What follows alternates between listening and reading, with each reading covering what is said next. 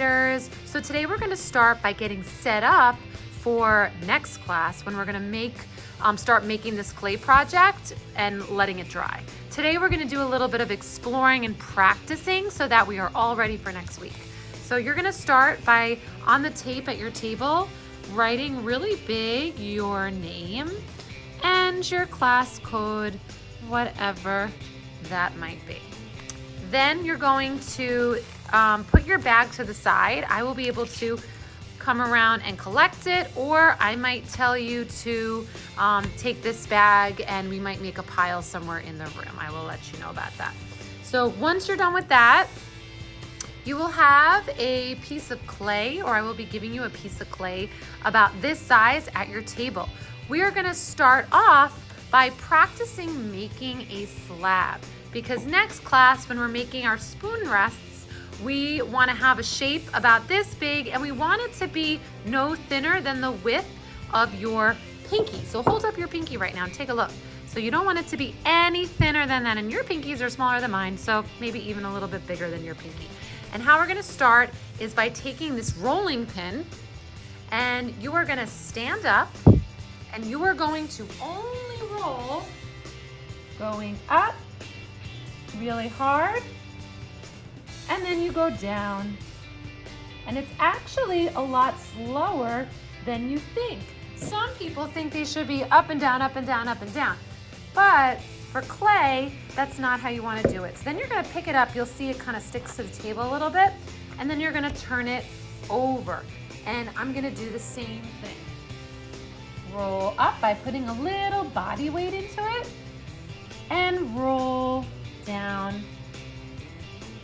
And now I want to take a look and see how thick the sides are.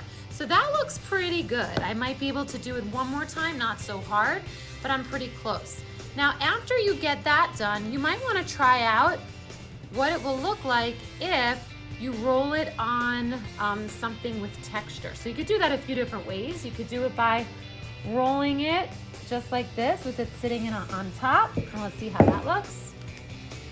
And then we have this really nice texture that shows up. Or we could try it this way by putting it underneath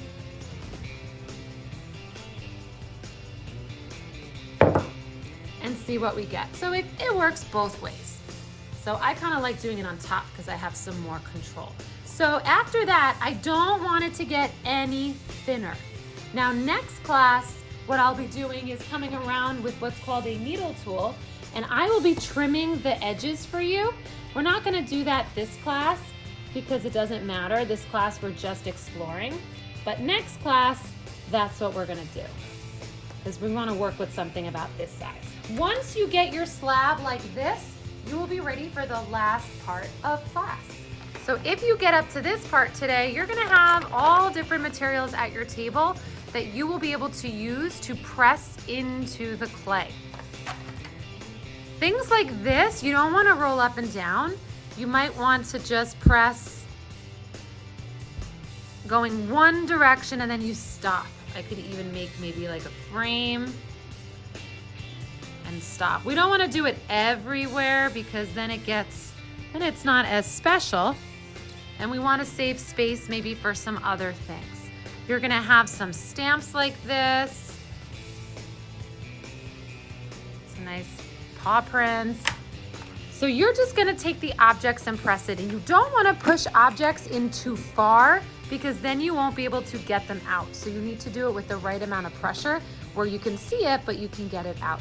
You might even be able to use some dried pasta, but be careful with this because it does break if you press a little too hard. So you want to push it down, and then you want to carefully pick it up, maybe with your fingertip, and then put it back down on the tray.